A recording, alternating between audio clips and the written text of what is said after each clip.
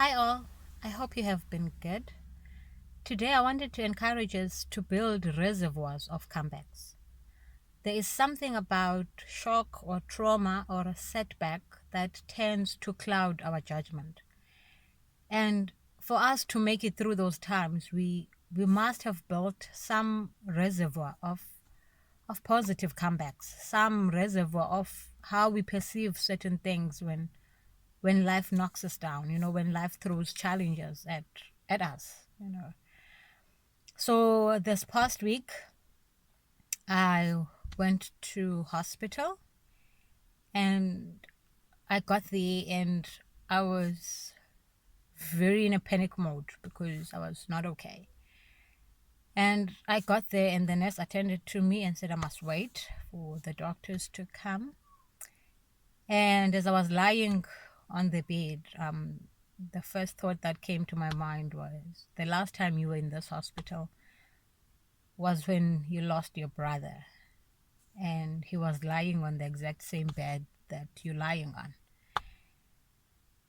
And so I was busy trying to calm myself down and waiting for the doctor to come. And the doctor came and was like, okay, we're not sure what's wrong with you at the moment.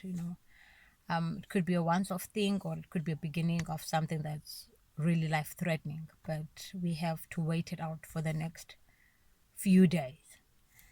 Now, this did not help me at all because my mind already was in a very terrible state, and I sat on that bed for about 4 hours just crying because I needed some comeback, and my mind was just going in the wrong direction, and just having thought after thought of all the tough times I've been through, everybody I've lost, and all the challenges that I've just gone through. And my mind went blank. I was trying so hard to think of something positive, to think of something that will lighten me up. But for hours on end, it just wouldn't appear. And then I had thought, I'm not even going to write my exams because now I'm in this situation and I'm stressed. But then in that thought process, when I got home and cried out with my mom, and she just calmed me down a bit, I sat down and I looked at what I was doing last year at this particular point in time. And I realized I was happy last year at this particular point in time. I was writing my exams. Yes, I might miss this one. I was celebrating birthdays, not deaths. There were no deaths. I was celebrating marriages. And that shifted my perspective again to say, yes, we go through tough times. Yes, we get sick. Yes, we lose people. But there's another season coming back, that's better than the one you're currently in. And that's what you hope for. Yes, it might feel like you are experiencing 4 seasons of winter, but it's not. There will be spring and summer and autumn, but in those seasons, just make sure that you build such a reservoir of the good times and the achievement and the memories that will pull you through when the tough times come.